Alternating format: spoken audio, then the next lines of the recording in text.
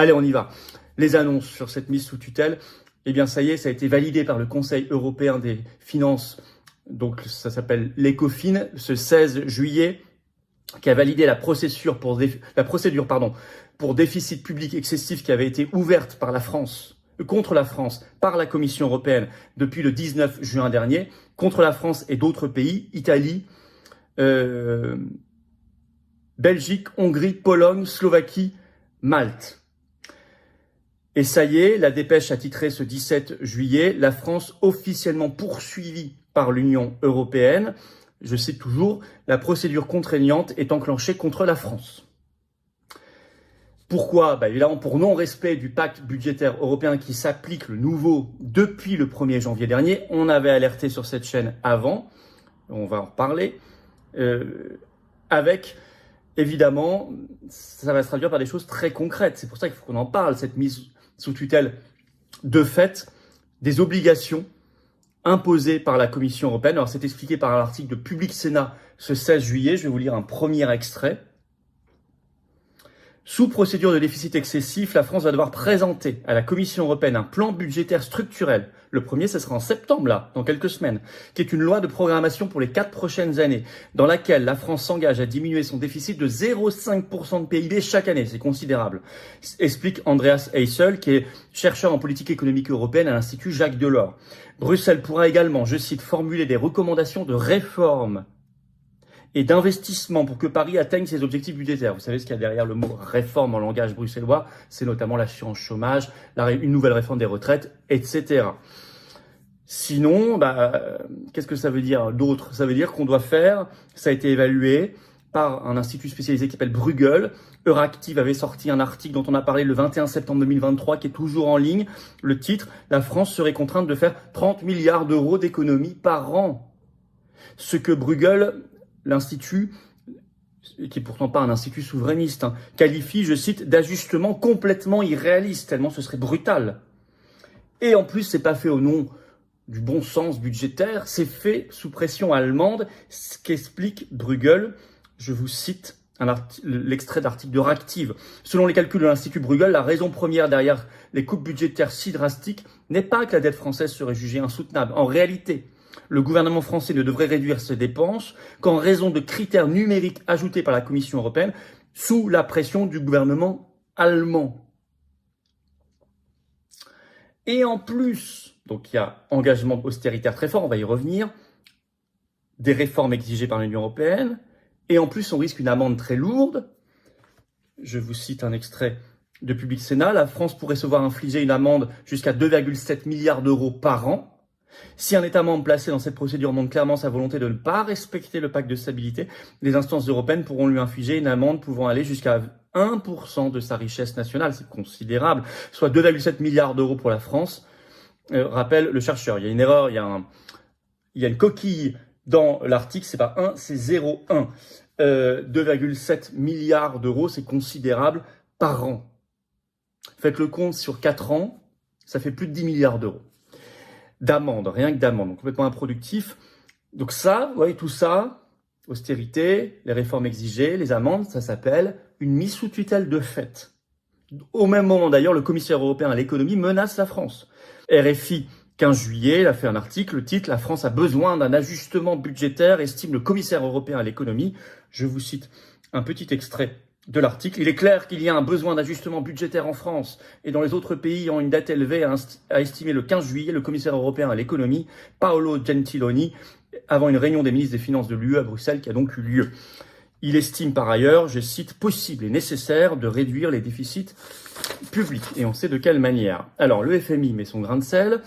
C'est ce qu'a déclaré donc dans une interview à l'AFP le chef économiste du FMI, Pierre-Olivier Gourinchas, qui déclare, c'est repris par la Tribune ce 16 juillet, le FMI presse la France de redresser sans tarder ses finances publiques par un ajustement nécessaire, je cite. Même mot que la Commission européenne. Ça ressemble furieusement à la Troïka qui s'est appliquée en Grèce dans les années 2010. FMI, Commission européenne, rôle de l'Allemagne, ça ressemble furieusement. Concrètement, ça veut dire quoi, ces mesures qui vont devoir être prises ? Ça veut dire de l'austérité. On dit 30 milliards par an, ça veut dire deux choses. Des coupes budgétaires et des augmentations d'impôts et de taxes. notamment mise en place obligatoire de la fiscalité verte, qui n'a de verte que le nom, puisque à côté de cela, l'Union européenne ne cesse de signer des accords de libre-échange avec le monde entier, qui sont ce qu'il y a de plus polluant au monde. Donc on ne nous dise pas que l'Union européenne cherche la protection écologique, c'est faux. Fiscalité verte, c'est juste une grosse fiscalité en plus. Et des restrictions de liberté. Augmentation des taxes, mais ça a commencé. Regardez le régime des auto-entrepreneurs, on n'en parle pas beaucoup. Le taux de cotisation sociale, mais ça y est, il augmente. Le taux global, depuis le 1er juillet 2024, sur 3 ans, il va augmenter, passant de 21,1% à 23,1% jusqu'au 31 décembre prochain, puis 24,6% jusqu'au 31 décembre 2025, puis 26,1% à partir du 1er janvier 2026. Donc une augmentation de 5 points en 2 ans. C'est considérable, en partant de 21,1% de taux global. Donc ça a commencé, largement. Mais ça veut dire aussi des coupes budgétaires, privatisation de services publics, la grande braderie du patrimoine national, notamment le mobilier de l'État, le mobilier de la nation qui est vendu à fond, hein, suivez ça. Les pensions qui sont gelées, la santé, la fermeture de lits à l'hôpital, etc. à la grecque. Est-ce que c'est l'explication réelle de la dissolution de l'Assemblée nationale? Aller vers un gouvernement technique pour appliquer ça, cette Europe à la schlag, avec la complicité des dites oppositions, ça y ressemble beaucoup. Quand le PS, PCF et Verts proposent le 15 juillet le nom de Laurence Tubiana pour Matignon, elle a le parfait profil pour le gouvernement technique. Elle coche toutes les cases mondialistes. Elle serait parfaite pour ça. Puis en plus, elle n'a pas de responsabilité politique. On nous dit c'est la société civile. Quand on vous dit on va aller chercher quelqu'un de la société civile, voyez-y un grand piège. Hein. Non pas que je veuille valoriser la caste politicienne, mais souvent ça veut rien dire la société civile. Ça veut juste dire qu'on va vous mettre quelqu'un pour appliquer, sans responsabilité politique pour le coup, un programme unique, le programme unique du FMI et de Bruxelles, de mise sous tutelle. Alors pendant ce temps-là, notre ministre de l'économie depuis 7 ans, Bruno Le Maire, se sauve en Suisse. Révélation du Canard enchaîné ce 16 juillet, où il irait carrément s'installer en Suisse pour travailler à l'école polytechnique de Lausanne. Il était d'ailleurs en déplacement en Suisse le 2 juillet dernier, alors officiellement pour soutenir le candidat aux législatives pour cette circonscription des Français de l'étranger, mais tout le monde avait trouvé ça déjà assez bizarre. Il faisait du repérage. Alors, vous savez, son entourage a démenti, mais mollement, et c'est pas clair. Je vais vous lire le démenti. Sollicité par l'AFP, le cabinet de Bruno Le Maire affirme que le ministre ne quittera pas la France. Ce qui est écrit dans le Canard est faux, les mots ont leur importance. Donc ça veut dire qu'il faut peser les mots, donc c'est-à-dire qu'il y a quand même des choses.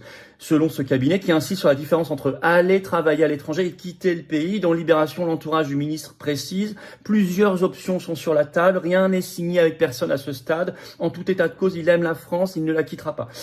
C'est pas clair, c'est pas encore fait, c'est pas encore signé, il y a plusieurs options, il faut bien écouter les mots. Bref, un démenti qui est tout sauf clair.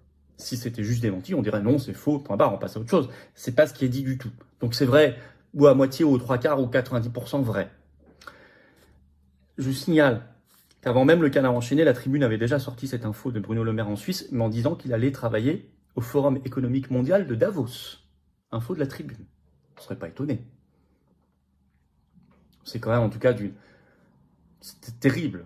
On fait le sale boulot, on détruit la France, après on se sauve en Suisse. Quoi. Pays, je le signale d'ailleurs, hors euro et hors Union européenne. Pour celui qui n'a cessé de vendre et de vanter ces choses-là. Vous voyez, qu'on nous dise que l'Union européenne et l'euro nous permettent de réduire, grâce à ça au moins, ça va permettre de réduire le déficit et la dette. Ça ne fonctionnera pas comme ça. C'est jeter de l'argent dans un trou sans fond. De toute façon, on sera rattrapé par les taux d'intérêt. C'est pas comme ça qu'on s'en sortira. C'est en créant de la richesse, en changeant de modèle économique, en réindustrialisant la France, en ayant un vrai système agricole qu'on pourra s'en sortir. L'Union européenne et l'euro creusent notre déficit public et notre dette considérablement. D'abord, en nous piquant 15 milliards d'euros par an, c'est la contribution budgétaire. La France donne chaque année 15 milliards en plus au budget européen qu'elle en reçoit. Donc déjà, ça creuse les déficits et la dette considérablement chaque année. Et puis, il y a le coût de l'euro qui nous a désindustrialisés, donc il coûte énormément en termes de dette, de déficit. Et puis, il y a le coût de l'Ukraine. L'Union européenne nous ponctionne de l'argent pour le donner chaque mois à l'Ukraine.